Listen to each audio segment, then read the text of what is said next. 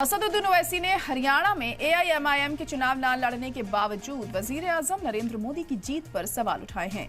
ओवैसी ने कहा, जब एआईएमआईएम ने हरियाणा में चुनाव ही नहीं लड़ा तो मोदी कैसे जीत गए। ओवैसी ने कहा, अगर मोदी को हराना है तो सभी अपोजिशन जमातों को एकजुट होकर काम करना पड़ेगा।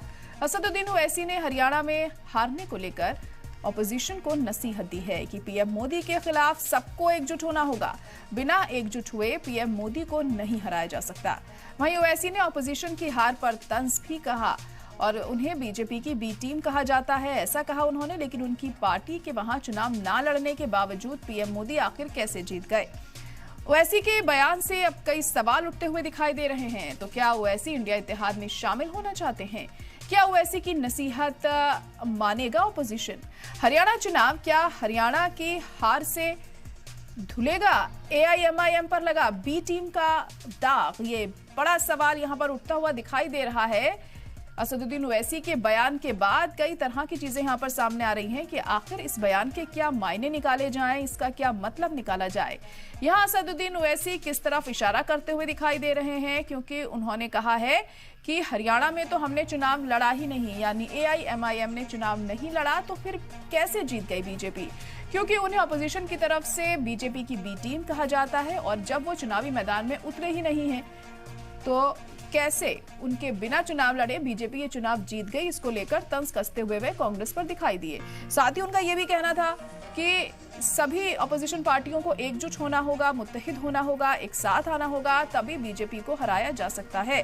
इसको लेकर भी उन्होंने अपनी बात यहां पर रखी है। तो असदुद्दीन ओवैसी के इस तरह की बयानबाजी का क्या मतलब यहां पर निकाला जाए? क्या वो इंडिया इत्तेहाद में शामिल होना चाह रहे हैं? क्या वो ये कहना चाहते हैं यहां पर? हालांकि ये अभी सवाल है, लेकिन उनके इस बयान के बाद कई तरह के जो कयास हैं वो लगाए जा सकते हैं कि ये बयान उनका किस तरफ इशारा कर रहा था, इसका क्या मतलब है, क्या मायने हैं, आखिर क्या कहना चाह रहे थे ओवैसी यहाँ पर। क्योंकि अक्सर अपनी बयानबाजी को लेकर वो सुर्खियों में रहे हैं और हर मुद्दे पर वो अपनी राय रखते हैं, उनका रिएक्शन हर मुद्दे पर सामने आता है। और अब जब हरियाणा में चुनाव हुए, बीजेपी ने वहां पर अनएक्सपेक्टेड जिस तरीके से जीत हासिल की, क्योंकि एग्जिट पोल में वो लगातार हार रही थी, और अब असदुद्दीन ओवैसी ने इस पर ये बयान दिया है और कहा है कि हमने तो वहां से चुनाव लड़ा ही नहीं, यानी एआईएमआईएम ने चुनाव नहीं लड़ा तो फिर कैसे जीत गई बीजेपी हरियाणा से। क्योंकि कांग्रेस बार बार उन लोगों पर इल्जाम लगाती है कि वो है बीजेपी की बी टीम, और जब बीजेपी की बी टीम ने हरियाणा में चुनाव लड़ा ही नहीं है तो कैसे बीजेपी ने इन चुनावों में जीत हासिल की। इसको लेकर तंजिया अंदाज में वो कटाक्ष करते हुए यहाँ दिखाई दिए हैं कांग्रेस पर। लेकिन इस बयान के और भी मायने निकाले जा सकते हैं, क्योंकि उन्होंने इस दौरान ये भी कहा कि एकजुट होना होगा सभी ऑपोजिशन पार्टियों को अगर बीजेपी को हराना है तो ये किस तरफ उनका इशारा था। एकजुट होने की बात उन्होंने यहाँ पर कही है, तो क्या वो इंडिया अलायंस में शामिल होना चाहते हैं?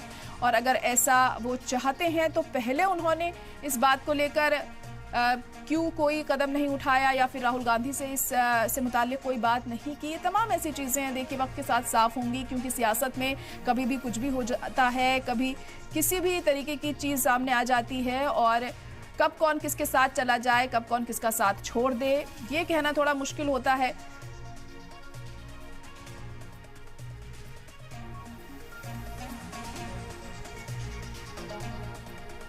तो असदुद्दीन ओवैसी ने हरियाणा में एआईएमआईएम के चुनाव न लड़ने के बावजूद वजीर-ए-आजम नरेंद्र मोदी की जीत पर सवाल उठाए हैं। ओवैसी ने कहा है कि जब एआईएमआईएम ने हरियाणा में चुनाव ही नहीं लड़ा तो मोदी कैसे जीत गए। ओवैसी ने कहा कि अगर मोदी को हराना है तो सभी अपोजिशन जमातों को एकजुट होना होगा, मिलकर काम करना होगा, मिलकर सामने आना होगा, तभी हम बीजेपी को हरा सकते हैं। असदुद्दीन ओवैसी ने हरियाणा में हारने को लेकर अपोजिशन को नसीहत दी है कि पीएम मोदी के खिलाफ सबको एकजुट होना होगा। बिना एकजुट हुए पीएम मोदी को नहीं हराया जा सकता। हारे बोलो आप, अब समझ में नहीं आ रहा इन लोगों को, हारने वालों को। अरे शेरवानी तो नहीं आई आपकी,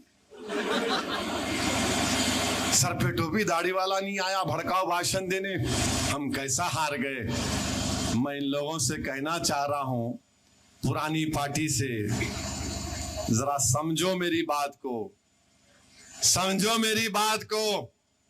मोदी को अगर हराना है ना तो तुमको सबको साथ लेकर चलना पड़ेगा। तुम अकेले कुछ भी नहीं कर पाओगे, तुमको साथ लेकर चलना पड़ेगा।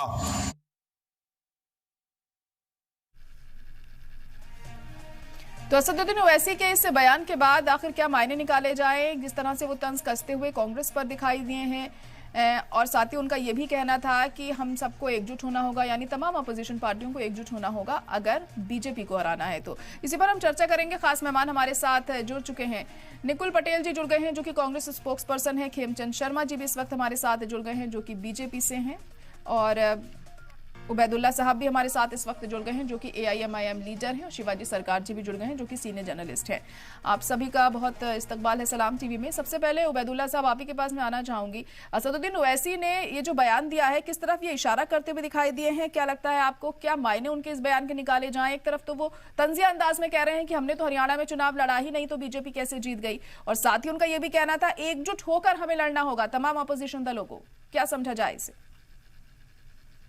देखिए, ये इसलिए कहा ओवैसी साहब ने कि ये जब भी कई दूसरी जगह चुनाव हारते हैं जहां पर एमआईएम चुनाव लड़ रही होती है, इनके पास दूसरा कोई बहाना नहीं होता है। ये कह देते हैं कि एमआईएम चुनाव लड़ रही थी इसलिए हम चुनाव हार गए, हरियाणा में तो हम चुनाव नहीं लड़ रहे थे, तो फिर कैसे कांग्रेस पार्टी हार गई?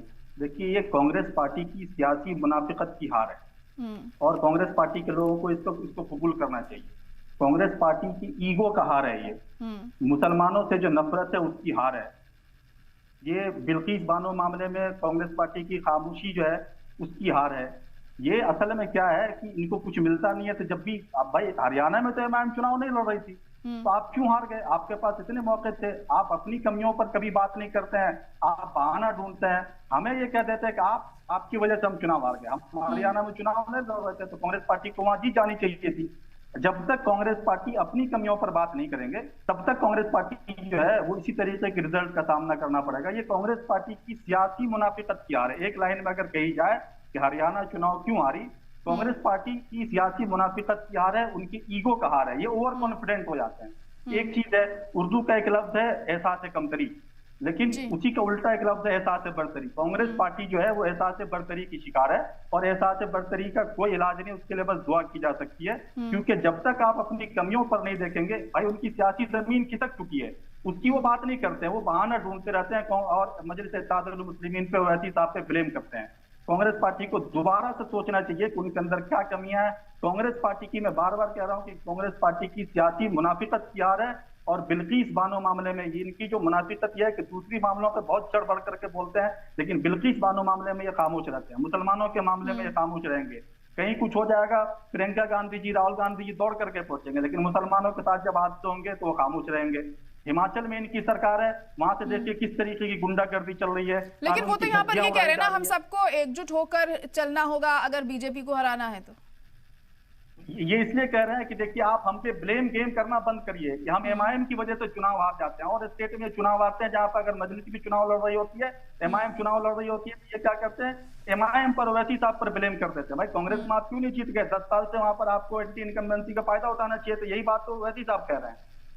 चलो ठीक है, निकुल पटेल जी क्या कहेंगे? आप कह रहे हैं कि हमने तो वहां से चुनाव लड़ा ही नहीं है। जिस तरीके से कांग्रेस की तरफ से कहा जाता रहा है कि वो बीजेपी की बी टीम है, उसके बावजूद भी बीजेपी वहां से जीत गई है, क्या कहेंगे आप इस पर? सबसे पहले मैं कहना चाहूंगा, भारतीय राष्ट्रीय कांग्रेस खूबी अच्छी तरह और सक्षमता पूर्वक हरियाणा में चुनाव लड़ी है।